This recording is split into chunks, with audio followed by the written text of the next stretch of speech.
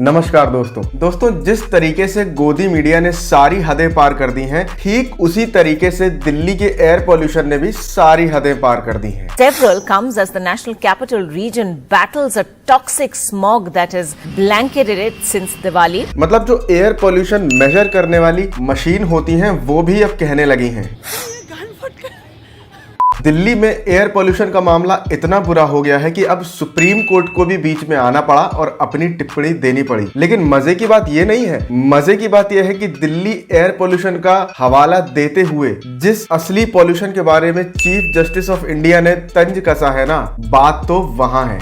तो chief justice of India ने टिप्पणी करी है कि जितना खतरनाक इस वक्त दिल्ली का एयर पोल्यूशन नहीं है, उससे कई ज्यादा खतरनाक वो पोल्यूशन है जो इस वक्त न्यूज टीवी डिबेट से फैल रहा है। मोदी जी ने जितना इस देश का नुकसान किया है, उससे 2 गुना ज्यादा नुकसान आप जैसे गोदी मीडिया ने इस देश का किया है। ये परेशानी बहुत बड़ी है।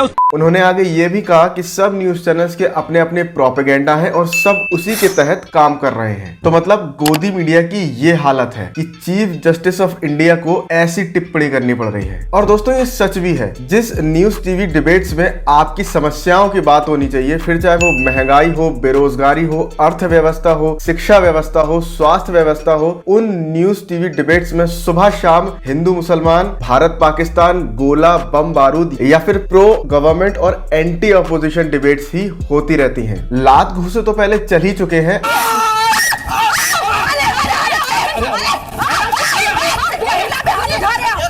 साले का खोपड़ी तोड़ साले का।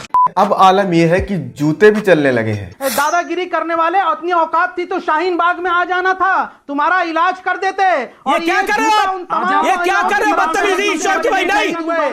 थोड़ी मर्यादा रखिए। तो भैया, जब गोदी मीडिया के एंकर इतनी मेहनत करते ही हैं, सरकार का भी कुछ फर्ज बनता ही है कि उनको इनाम दे। तो हमारे प्रिय प्रधानमंत्री जी ने गोदी मीडिया के 2 सेनापतियों को उनकी वफादारी का इनाम दे ही दिया। सर ने अमन चोपड़ा और सुशांत सिन्हा को ट्विटर पर फॉलो बैक कर दिया है। अब आप समझ ही सकते हैं कि ये इनके लिए कितना बड़ा गिफ्ट है। अब इतना तो करना बनता ही है ना, आखिर ये लोग भी तो सुबह शाम मेहनत करते ही है ना इनके लिए। मोदी जी आप लोग से इतना प्यार करते हैं, आप लोग के लिए इतना करते हैं, आप लोग मोदी जी से नफरत क्यों करते हैं? ये भी ठीक है। हाँ, वो बात अलग है कि दूसरे लोगों से और दूसरी जगह से इन्हें सुबह शाम गालियां ही मिलती हैं। हटाना जी, किसानों के खिलाफ मत बोलिए, मैं आपको पूरा मंच दूंगा। किसानों के खिलाफ एक शब्द मत बोलिएगा, बोलिए आप। सरकार के तलवे चाटने वाले नहीं।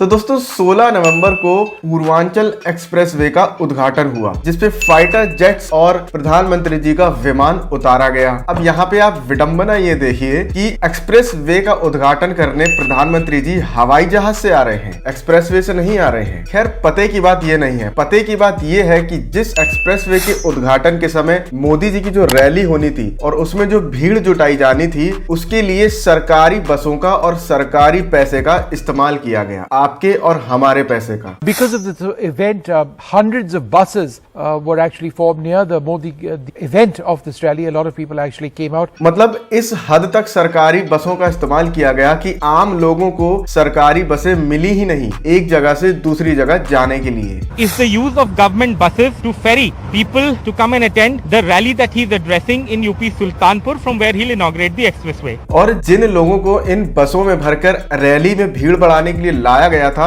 उनको एक पानी की बोतल और खाने के लिए कुछ दिया भी नहीं। क्या है आप? पंचायत सहायक। तो कितने लोगों को लाई है? 58।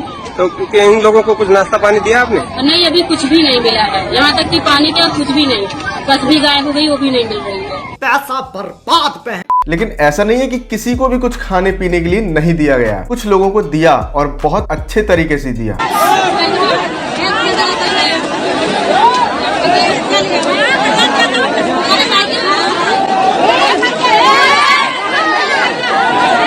मतलब आप खुद देखिए कि खाने की चीजों को किस तरीके से फेंक के दिया जा रहा है।